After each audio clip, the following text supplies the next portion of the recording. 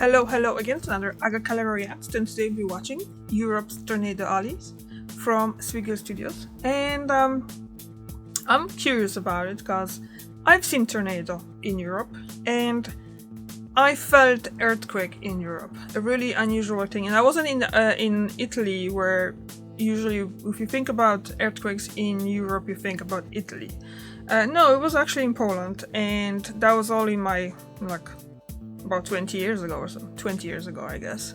And I'm kind of curious about those tornadoes. Where is the tornado alley? Because you keep hearing about more and more tornadoes in Europe in general, not only in Poland but Germany, France, Ireland as well. So let's just go and see. This video is sponsored by Ground News. On the 6th of October 1981 at around 5:04 p.m.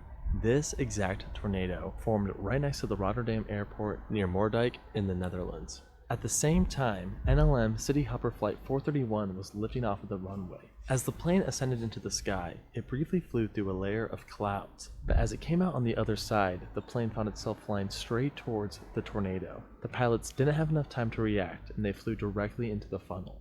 The plane came out on the other side of the tornado completely disintegrated. It then fell from the sky, crashing into the ground, killing all 17 passengers on board. The data from the flight recorder actually showed a sudden increase in altitude, but that wasn't actually a sudden increase in altitude. That was the low pressure region of the tornado. So it has essentially been proven that the plane did indeed enter the funnel. It's a very tragic story, and it's a surprising story because not many people really think about tornadoes in the Netherlands or in Europe in general. They think of Kansas and Oklahoma. But tornadoes do happen in Europe, and they can be just as dangerous. True. And that's what we're talking about today. We're going to discuss the tornadic history of the many different regions of Europe, from the UK to Germany to Poland to France to Belgium to Spain to Italy, all over Europe. We're going to find out which countries and regions have the highest concentration of tornadic activity. Germany, yeah. We're going to discover Europe's tornado alleys. And Let's France get into too. it. Look at the France. That's a lot.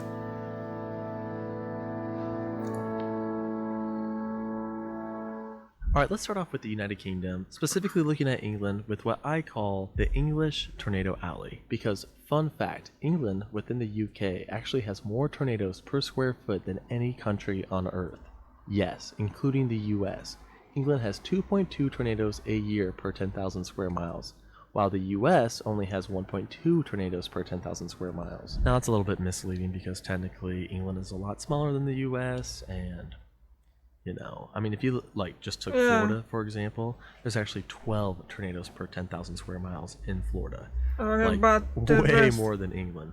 So, yeah, it's a bit misleading. But either way, England and the UK in general do have some potential for some pretty wild tornadoes. Most of these tornadoes occur in the central plains of England, and they are very weak. Very, very weak. You can drive through them on the highway weak. Reed Timmer would be very proud of that tornado intercept. Very impressive. Stronger tornadoes do occur. One notable example is the December 8th, 1954 West London tornado. This was rated as a T7 not very strong, or 407 tornado, equivalent to an F3, with wind speeds in the 150 to 160 mile per hour range. Fortunately, no one was killed. This tornado was the strongest of 7 in a larger tornado outbreak that struck the greater West London area. A large amount of destruction occurred at the Gunnersbury train station, where the iron roof collapsed onto 15 passengers. Amazingly, they all survived, but 8 were taken to the hospital. Tornado activity calmed in the UK for about 30 years. That is until the November 23rd, 1981 Great Britain tornado outbreak. This is actually the European equivalent of a super outbreak, as there were 104 tornadoes recorded throughout the central parts of England. But it wasn't as crazy as you think, as they were all extremely weak. There were 21 F unknowns, 24 F0s, 57 F1s, and only 2 F2s. The strongest F2 or T5 tornado occurred in Holyhead, where 20 homes were heavily damaged, and one mobile home was completely destroyed. In my tornado hotspots video, I mentioned how Birmingham, Alabama is hit by tornadoes all the time. It's a very active tornado hotspot within the US. Well, it turns out the original Birmingham, yes, Birmingham, England, which Birmingham, Alabama is named after, is a bit of a tornado hotspot itself. There have been 7 recorded tornadoes to hit Birmingham in the past 100 years, and the most recent being on July 28, 2005. Fortunately, no one was killed, but it was still the strongest tornado to hit the UK in 30 years. The neighborhoods of Balsall Heath and Sparkbrook were heavily damaged, including a primary school and a historic church, the latter of which would need to be demolished due to the damage. Aww. The US may have a larger and more violent tornadoes, but do you know what Europe has that the US doesn't have? History. No, I'm kidding. Obviously the US has history. It has great history. I love US history. But European history, it goes way back than the US's history. When it comes to Native Americans and tornadoes, there were stories and legends and lore, but there's never been like a specific event that was documented. In Europe though, we can go way back and find some ancient tornado tales. Like, for example, the October 17th, 1091 tornado that struck London was once believed to be the strongest documented tornado in UK history. Modern assessment of the event believe it to have been an EF4 or a T8, with wind speeds in the 180 miles per hour plus range. According to William of Malmesbury, a 12th century English historian, over 600 wooden houses were leveled, resulting in 2 fatalities. Malmesbury described it as a great spectacle for those watching from afar, but a terrifying experience for those standing near. I guess. That sounds like a tornado to me. Yeah. But enough about ancient tornado tales. I want to briefly mention some recent events. A beautiful tornadic waterspout occurred in Suffolk on July 31st, 2016. I'm very envious for those who got to witness this. It's very clean, very, very nice looking. On June 25th, 2021, a weak tornado made quite a mess in the Barking neighborhood of London. Cars were damaged and a few brick walls collapsed.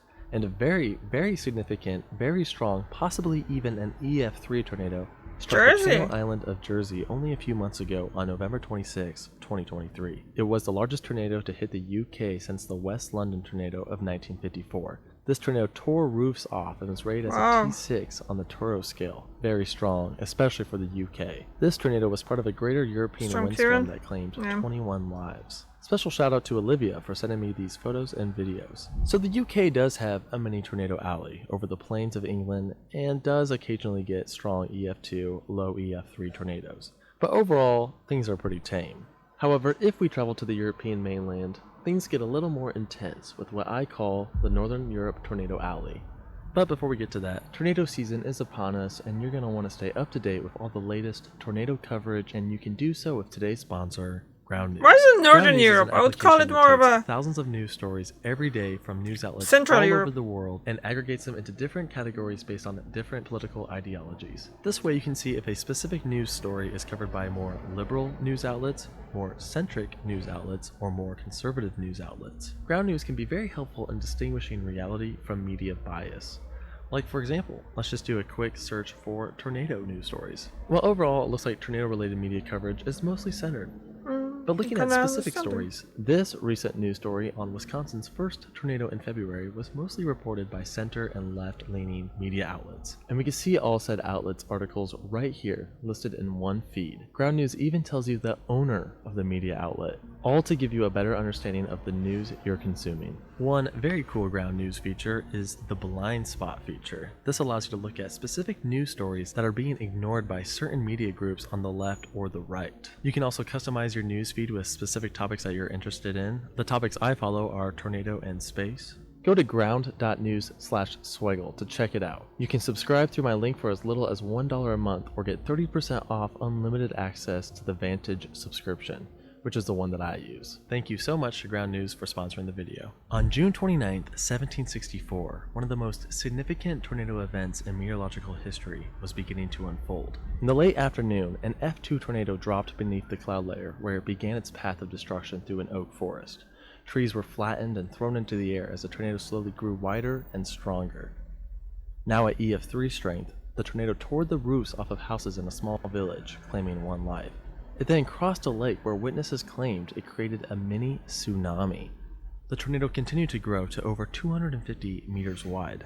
Now at EF4 strength, the twister scoured the earth, leaving scars in the soil while destroying an entire birch forest. Continuing along its path of destruction, the tornado would eventually reach over 900 meters across. At this point, it destroyed a strong cobblestone mansion, lifting massive boulders high up into the sky, the kind of destruction only an EF5 would create. After about 19 miles, the tornado finally weakened and roped out. Modern researchers today estimate that this tornado could have had wind speeds over 300 miles per hour, making it one of the most powerful tornadoes on record. That is So unbelievable speed of Texas, wind. Oklahoma, perhaps Wow. Kansas? No, Germany. No, it was in northern Germany. This is known as the Oh my God. 1764 Voidek Germany tornado. This event was truly insane and has been rated by modern researchers as an EF5 or T11, totally maxing out both the Fujita and Toro scale. It created a 19-mile path Those of destruction from subtitles Feldberg are to kind of Hope, annoying. Germany, which at the time was the Holy Roman Empire. The lake tsunami that destroyed Cobblestone Mansion, truly an insane event. And you might be wondering, how on earth do we know about this? Like, how can we be so sure that this event was so insane? Well, against all odds, the tornado was extremely well documented by Gottlob Burchard Gensmer. Sorry if I butchered that pronunciation. He was a German scientist that pretty much did exactly what the National Weather Service does today. He went out, surveyed, and documented the damage. We're talking a 77-paragraph, very detailed paper. He was like the original Ted Fujita. And modern historians and researchers looked at his documentation and concluded that the winds from this tornado would have had to have been in the 300-mile-per-hour range. Truly an insane event. One quick side note, the ruins shown on screen may be remnants from this exact tornado. I'm not entirely sure if these ruins were already there before the tornado, but either way, it was definitely in the path. It probably says somewhere in this document, but I don't speak German, even though Schwegel is technically a German name. LOL. This tornado occurred exactly in what I call the Northern Europe Tornado Alley. It encompasses northern France, Luxembourg, Belgium, Germany, the Netherlands, and parts of Poland. A much more recent event occurred near the same spot in 2015. On May 5th, a large wedge tornado struck the German town of Butzow, where cars, small structures, and trees were heavily damaged. This tornado was given an EF3 rating with winds around 150 miles per hour. Now for a moment, I want to focus in on a specific tornado hotspot within this greater tornado alley. This is a very active tornado region featuring northern France, Belgium, Luxembourg, western Germany, and all of the Netherlands. Let's just go over a few recent events in this region. On August 9th, 2019, an F3 tornado hit southern Luxembourg. Just look at those multiple vortices. Insane. This tornado had wind speeds of around 150 miles per hour, putting it in the F3 range. There were 2 seriously injured and over 100 homes damaged in the event. Earlier that year, on May 13th, 2019, an F3 tornado hit western Germany. This tornado practically occurred on the Belgium-German border. The tornado hit the town of Rotingen, damaging over 40 homes. You can even see the tornado scar on Google Earth. On May 20th, 2022, a tornado in western Germany injured over 40 individuals and even took the life of 1 man. Look at that. This is one of the most defined wedge tornadoes I've seen in Europe. Belgium gets struck all the time, including this tornado in 2020, this tornado in 2021, and even one as recently as last month, on January 3rd, 2024. So far we've only looked at F2 and F3 tornadoes, but if you want an F4 rated tornado, we don't even have to go that far back. One occurred as recently as 2008 in northern France. This damage is very reminiscent of Tornado Alley in the US. Absolutely devastating.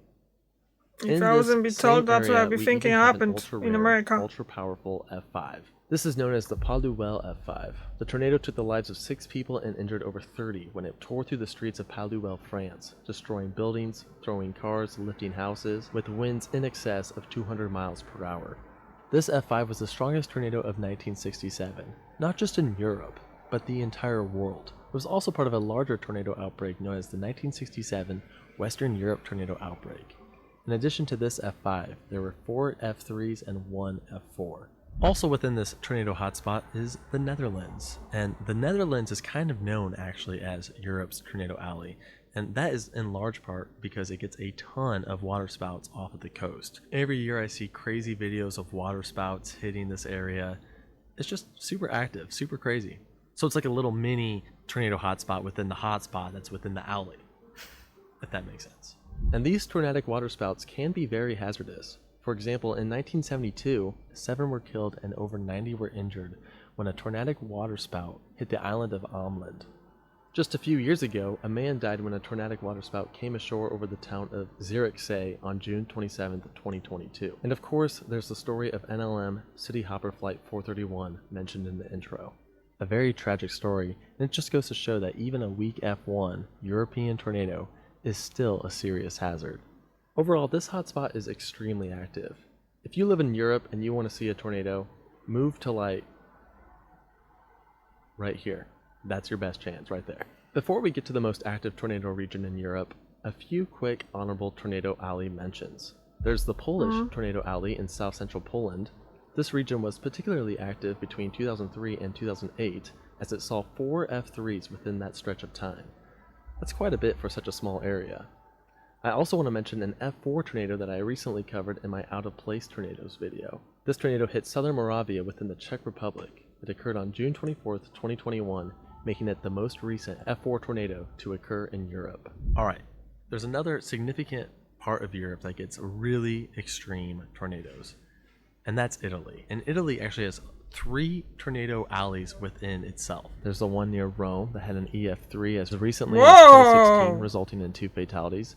There's also a bit of a hotspot near the heel within the Italian boot, a very active waterspout region. But what I want to focus on is a very active tornado alley in northern Italy, an area that I call the Northern Italian Tornado Corridor.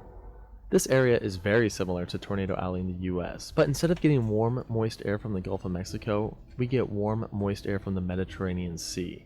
This humid air then mixes with the cool, dry air from the Alps, and boom, you get yourself a tornado alley. This hotspot had an F4 tornado as recent as July 8, 2015. A large, cone-shaped tornado struck the Riviera del Brenta, a region near Venice known for its villas and waterways. The tornado caused significant structural damage in the towns of Dolo and Mira, including a large 2-story villa, restaurant, and hotel from the 17th century, which was completely leveled to the ground. Many other structures were also severely damaged or destroyed, including holes from flying debris, damage to external walls, and partial or complete roof loss. There was only 1 confirmed fatality, but another F4 that occurred around the same location in 1970 would result in 36 fatalities. Most of the deaths were the result of a capsized ferry on the island of St. Helena. 21 people perished when a Venice public transport ferry was launched into the air and then forcefully returned to the surface. About 60 people were on board during the incident, and witnesses say that the ones who survived were the ones that were blown out while it was in the air. This F4 was long-tracked, traveling over 70 kilometers with winds around 200 miles per hour. But it's not the most powerful tornado to strike this area. That belongs to the July 24, 1930 Montello F5, perhaps the second most powerful tornado to strike Europe in recorded history, after the 1764 Boydek, Germany tornado. This tornado produced extreme damage, with winds in the 250 miles per hour plus range. It even destroyed a large church made out of stone. It traveled over 80 kilometers, resulting in 21 fatalities and 110 injuries. The church was so badly damaged that they actually had to demolish the remaining tower, shown here. Today, the North Italian Tornado Corridor is way more populated than it was back in 1930. So if a similar tornado event happened in modern times, it would be extremely devastating. Spain and Portugal don't see much tornadic activity. Sometimes you get a couple things on the coast in Portugal, but fun fact, the oldest ever depiction of a tornado occurred in Spain. This is from a tapestry known as the Conquest of Tunis, and do you see this tornado right here next to this mountain? That's the oldest depiction ever discovered of a tornado. Pretty cool. Well, that concludes the video on Europe's tornado alleys. Let me know some significant tornado events that I missed. Scandinavia, not much is going on here, sorry. Eastern Europe, I kind of neglected you, I apologize. Also, we have a ton of tornado videos coming out because tornado season is upon us. So be sure to subscribe for more tornado content. Thanks for watching.